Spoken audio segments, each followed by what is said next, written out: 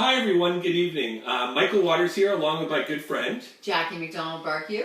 I love Jackie and her husband Greg who's filming us. We're here today because 4.5 years ago my wife Edith Watters was diagnosed with Erdheim Chester disease. She's doing great, very positive person, but when we started to meet with the Global Alliance, quickly realized that they're a great group of people, but certainly needed some support from a fundraising perspective, which introduced us our good friend Jackie and Greg, who had, with their hockey team, had started a great promotional and fun fundraiser called Wine Survivor. And maybe Jackie, you can tell us a little bit about Wine Survivor and kind of the rationale behind why you started it. Thanks, Mike. Yeah, we were really happy to have a conversation with Mike and Edith and realize that the Erdheim Chester Global Alliance would be a great way for us to channel some energy and do a Wine Survivor. It is a really fun and fundraiser. It's a fun fundraiser, and pretty easy to do as well, once right? we did it the first time, we realized that once you do it the first time, that people are like asking to do it again. So it's not one of those fundraisers that people are like, oh my gosh, don't take that phone call. People love it. It's a really exciting thing. It raises a lot of money, and not only does it raise money, it raises awareness, which is also really important. On the money front, just to let you know, last year in Canada, we raised $3,800, and this was truly a national fundraising event. We limited it to 100 people, but they were from across the country, and what we did was involve some really good friends in different places that would then reach out to their networks, their friends, to invite them. So our good friend Debbie Wicks was our fundraising chair, and she's actually based in Calgary, which is a four-hour flight from Toronto. So it was really good to have a number of captains that then reached out to some other people in order to get up to 100 people, I guess, is what we had last year, right, Jay? Yeah. 100 people is a really doable number. And it wouldn't take very long, I don't think, for a few people to reach out to a few friends, to then get 100 people.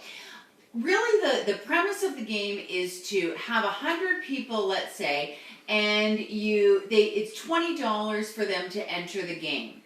Then they give a bottle of wine, and the bottle of wine is the prize. So if you have 100 people in your game, you've got 100 bottles of wine. You can divide that 100 bottles of wine into, let's say, one prize of 50 bottles of wine, one prize of 25, one prize of 25, or you would divide it in however many you had.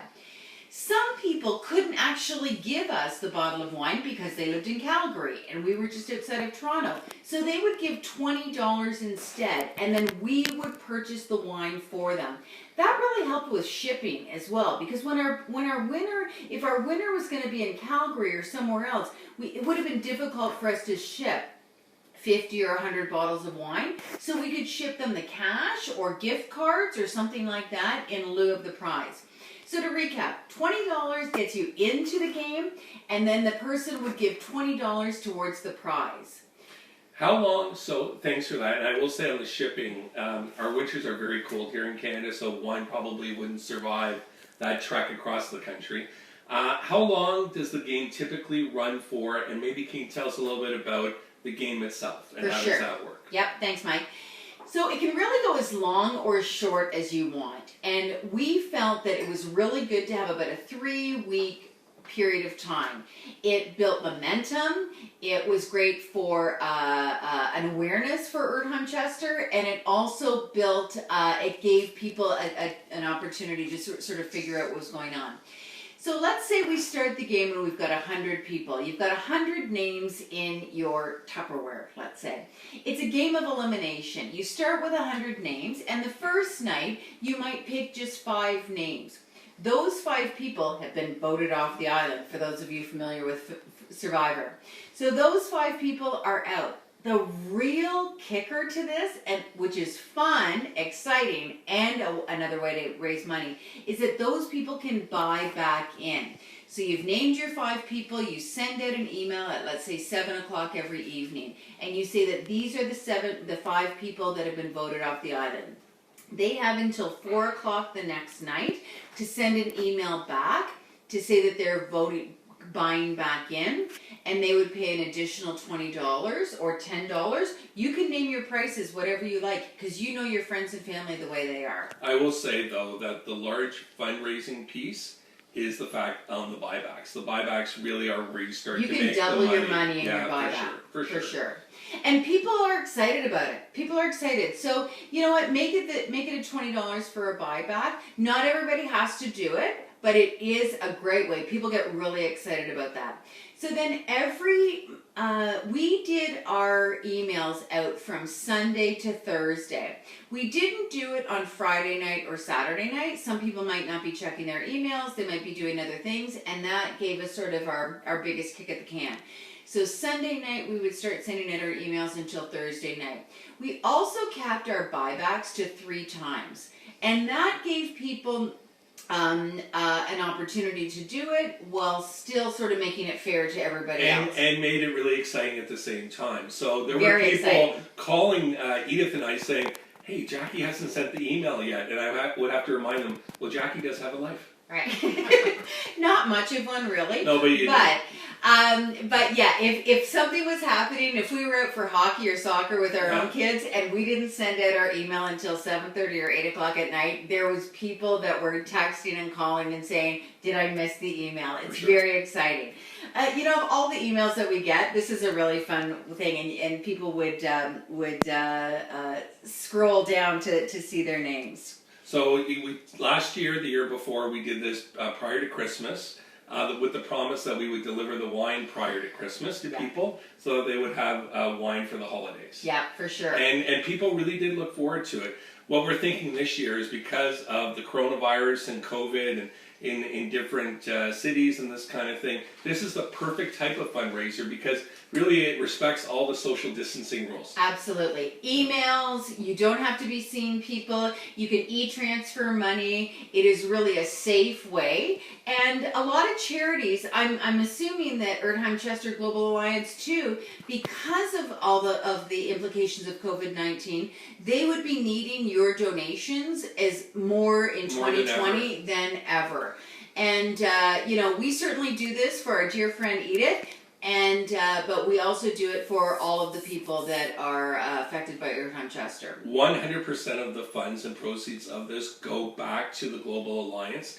The great thing about this is Facebook have a matching program that we apply to each year, and sometimes we're lucky through the Global Alliance that they sometimes have an anonymous benefactor who will also match the donations. That's right, Mike. Also, we've also had people that have come to us and said that their companies, they were just a participant. They gave their $20 and their bottle of wine, and then they found out just through discussions that their company could also match.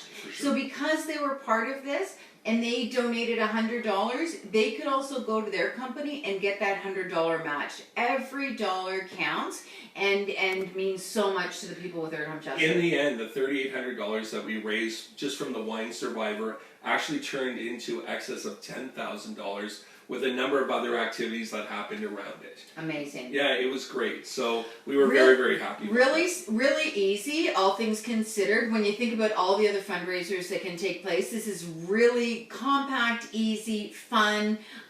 We've had a lot of success for it. Like you said, Mike, we've done it for hockey teams, soccer teams, things like this. What happens on finale night? So you go for 3 weeks, and then let's say you've got 10 people left. And then we did a final night. It's very exciting. People are texting and calling and everything. We put those 10 names into a bin. What we have done in the past is we've recorded it, so that, and then we can then send out a YouTube video. Now people might do it on a Zoom meeting or something like that, but it is kind of exciting to do something separate. You pull the names out, and then the last, you know, you might do, here's the third one, they get 20 bottles of wine, here's the second place one, they get 50 bottles of wine, and then your last one might get 75 bottles of wine. It's very exciting. We've also then had videos of people that have been watching the video and they were the winner and they sent that in. It's a lot of fun. Yeah, Edith and I 2 years ago drove to Ottawa in a blizzard to actually deliver wine to... What's more Canadian than that? Yeah, for sure. So it's a very easy way to raise money. It's an awesome cause. Jackie and Greg and Debbie, you guys have been phenomenal in supporting Edith and I with this. We really appreciate everything that you've done. So Wine Survivor, we're open if you have any questions about how you would get this off the ground. Jake, we would be open to Absolutely. any kind of correspondence on that. You can reach us through the Global Alliance office, but it's something that if you want to do it and give back, it's a great and fun way to build awareness, but also give some money back. Absolutely. Thanks very much, Jake. Yeah. Appreciate it. Thanks, Thank Greg. you. Thanks, Mike and Edith. Yeah, Thanks, take Greg. care. Yeah.